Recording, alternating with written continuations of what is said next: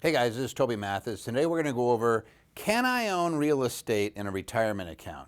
Now obviously the answer is going to be a resounding yes, otherwise this would be about a 5-second video. So yes, you can own real estate in a retirement account. And the next question you ask yourself is, well then why won't my custodian or why won't my employer allow me to? Why won't Fidelity allow me to put a bunch of real estate in my Fidelity IRA? And that's because their plan documents don't allow it, because they want you to invest in the things they want you to invest in. In other words, your opportunity to invest is limited by whomever is your custodian and whether they have restrictions. And quite often, when we set up a IRA or a 401k with a brokerage house, you're going to be limited to securities, and you're going to be limited to things like stocks and bonds and ETFs and mutual funds. When you invest with an employer, they're scared to death that you're going to sue them for the things that you're investing in. So they go to a third party and they say, give them 3 or 5 chances or choices of what they can invest in. But by no means is there a restriction under the law for owning real estate in things like an IRA or a 401k. Now, what I want to do is contrast owning real estate in either one of those types of entities. A traditional IRA or a Roth IRA or a 401k. What are the distinctions and what are the differences? And so here's the first thing, and I'm just going to make sure that this is very, very clear. Whatever you do inside those entities, the participant is liable from an asset protection standpoint. So if you buy real estate inside of an IRA, understand that the IRA does not afford you asset protection personally. It's going to look right through and you could be held liable. So whenever you're doing anything involving real estate, if you're working with us at Anderson, we're always going to say, beware the asset protection, because real estate is a risk asset if you are owning it. If your plan is owning it, we want to make sure that we own it through an LLC or a land trust or a statutory trust. One of those, it depends on your state as to which one's the best, but we want to make sure that we own it in an entity that's going to isolate the liability from you, so that you don't buy some rental real estate inside of a plan and end up ruining the day that you did so, because there's a huge liability and they go after the plan assets. That's not enough. And then they start coming after you, and you're going to be pretty unhappy about that, saying, wait a second, that's in my retirement plan.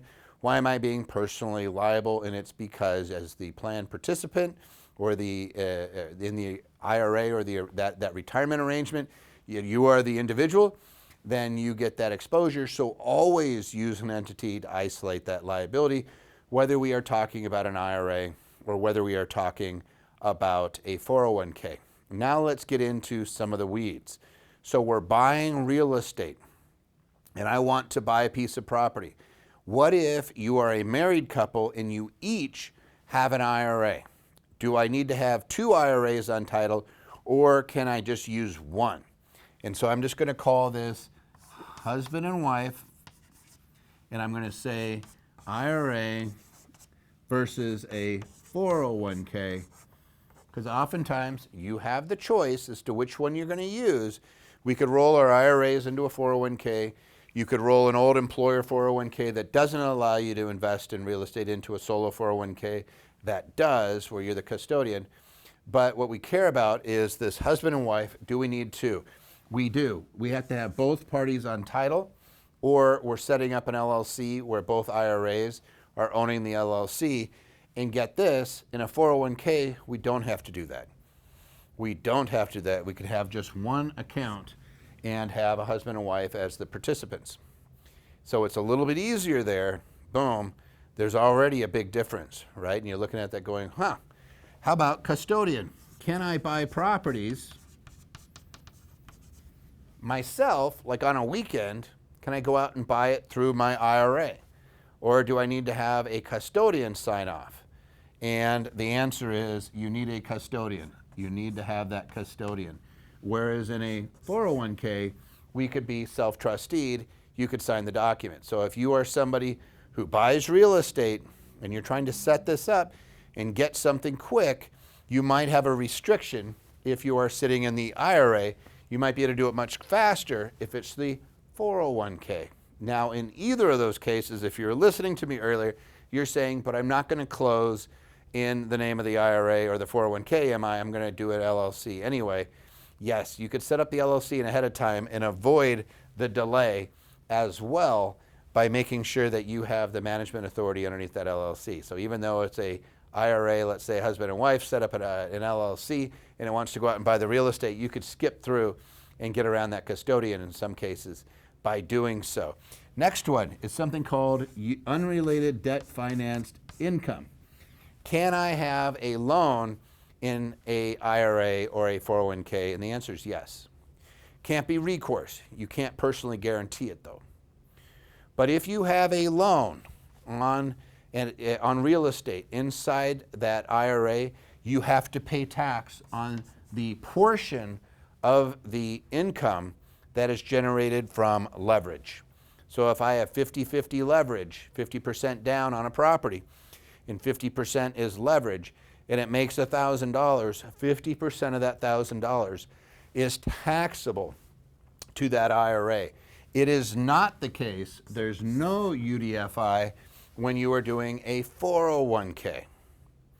Now, for those of you guys who do syndications where they're using a lot of leverage, this becomes an issue. You need to be using that 401k to avoid getting hit with UDFI.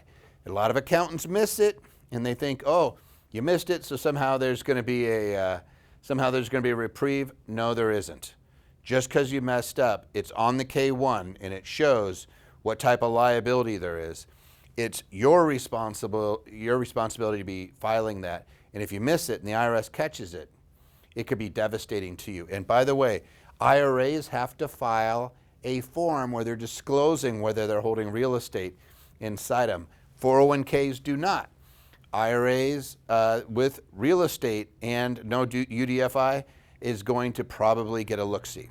And so you just want to make sure that you understand that distinction, which is why most people, if they're going to be investing in real estate, and especially if they're doing those syndications, they're going to go over to this side and they're probably going to do the self-directed 401k, solo 401k if at all humanly possible, because the rules are a little bit easier to operate. You don't have to have as many accounts. You know, again, husband and wife, you don't need to have two accounts. You could just have one account. You don't have to have the custodian signing off on everything. You're not getting nickeled and dimed sometimes. Some of you guys have experienced that with your custodian. So sometimes it's better just to go ahead and do that 401k. But going all the way to the beginning, can you own real estate inside of these entities, inside of an IRA, inside of a Roth IRA, inside of a 401k, inside of a Roth 401k? The answer is a resounding yes.